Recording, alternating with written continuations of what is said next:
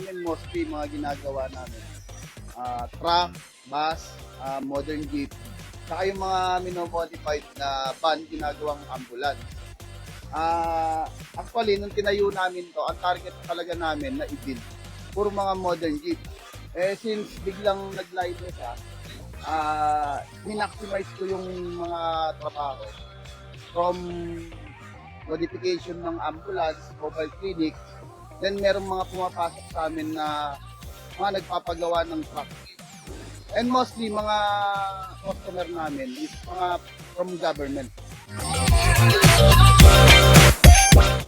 Kung KSR, actually nagsimula siya 2016 as a group of worker, mga contractor na in-establish ko, ginathered ko sila.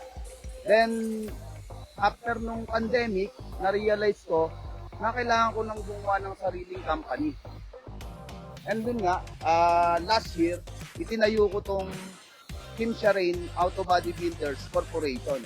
Na dati, ang binibigay lang nila is services. Kumbaga, manpower lang kami dun sa ibang company.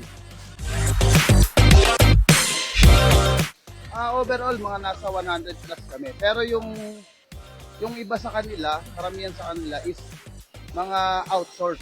Okay. Hindi ko talaga sila tao. Okay. Siguro ang tao ko ngayon, mga nasa 30. Ang regular ko is nasa 20. Okay. Yung planta namin, nakalocate kami sa PhilAsia, Bulihan, Claridel. Meron ang pinaka-main namin, nasa May Kawayan.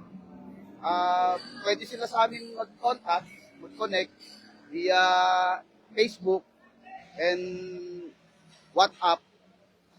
Meron kaming mga contact doon. Pwede silang mag-inquire about buses, modern jeepney, and then sa mga modifications, kahit mga artista ban, gumagawa kami.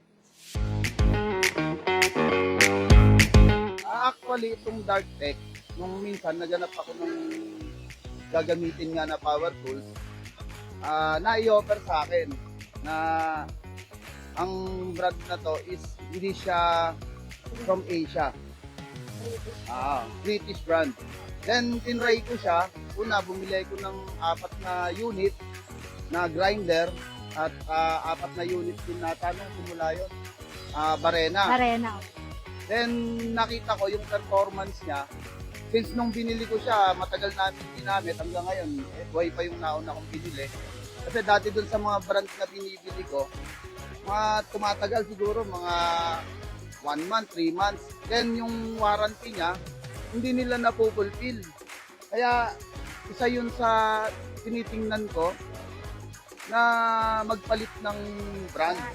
Na ginagawa. Ito nga, nakita ko si Dartec, sa performance, okay naman. Since wala pa namang nasisira sa mga binili ko, then yun, tuloy-tuloy lang, nagdadagdag ako ng mga unit. Sa performance, tingin ko mga nasa 8 or 9. Wow! Since hindi pa siya ganun talaga na nagagamit ko ng matagal. Pero sabi ng mga tao ko, okay daw. Then sa ano naman, sa warranty, hindi ko pa naman natitest kung ano yung magiging ano. Dahil andito kayo, siguradong mapuprove niyo sa akin na bibigay niyo yung warranty na gusto Yes! ko. Siyempre naman, Sir Michael, ang warranty natin kay Dartec ay 1 year at siyempre meron tayong service and parts po dyan kay Dartec.